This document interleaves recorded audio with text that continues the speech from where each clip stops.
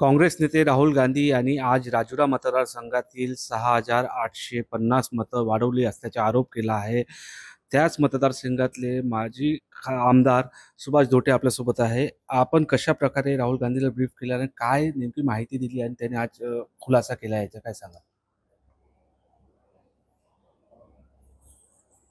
लोकसभेच्या निवडणुकीनंतर विधानसभेची जेव्हा निवडणूक लागली तर लोकसभेच्या निवडणुकीनंतर राज्याच्या विधानसभेमध्ये विशेषतः राजुरा विधानसभामध्ये जवळपास 18,000 मताची वाढ झालेली होती। आम्ही ती निवडणूक आयोगाकडे तक्रार केली।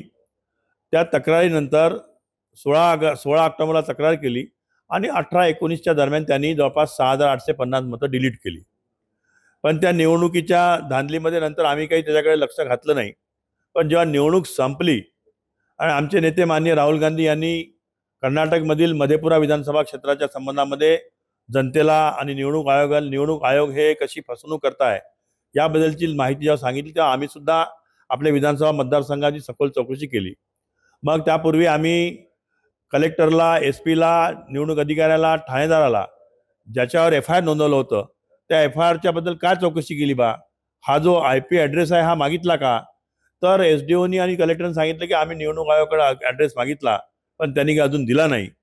तर त्या माझी माहिती आपल्या माध्यमातून आहे सांगायचं आपल्याला आहे की बा जोपर्यंत IP ॲड्रेस देत नाही तोपर्यंत हे मतं कोणी एनरोल केले हे पता लागू शकत नाही। आणि ही जी धांदली जी आहे ही माझा स्पष्ट असा आरोप आहे की निवडणूक आयोगाने ही धांदली केली, नुसत्या राजुरातच नाही केली तर पूर्ण महाराष्ट्रामध्ये केली। ज्या प्रकारे राहुल गांधी सांगून राहिलेले आहे कि उत्तर प्रदेश, हरियाणा, महाराष्ट्र, बिहार और कर्नाटका ये सभी जगह इन्होंने धांदली की है आणि BJP जी निवडणुका जिंकून आलेल्या आहे या धांदलीच्या भरोश्यावर जिंकून आलेल्या आहे।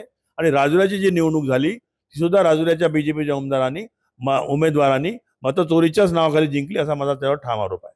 राहुल गांधीने आज स्पष्टपणे चंद्रपूर जिल्ह्यातील राजुराचे नाव घेतलं आहे। तुम्ही कशा प्रकारे राहुल गांधीला ब्रीफ केलं तर काय काय सांगितलं होतं त्यांना?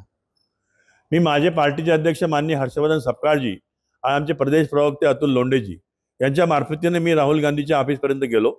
राहुल गांधीला पर्सनली भेटीची वेळ मागितली। राहुल गांधींनी मला केन प्रमाणे मला भेट दिली आणि त्यांना मी ब्रीफ करून सगळी माहिती दिली।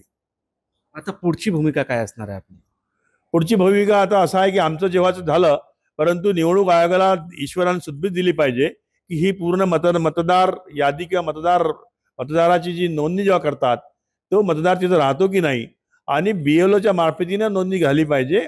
जरी तुम्ही ऑनलाईन केली असली तरी ती ऑनलाईन जेव्हा एखादं नाव येत असेल तर ते ऑनलाईन नाव त्या गावामध्ये आहे की नाही, तो मनुष्य राहतो की नाही याची शहानिशा करूनच ती नोंदणी केली पाहिजे, तरच त्याला ट्रान्सपरन्सी म्हणाल, तरच निवडणूक आयोगाची ही कसोटी राहील असं मला याबद्दल सांगायचं आहे। निलेश गहाट, TV9 मराठी, चंद्रपूर।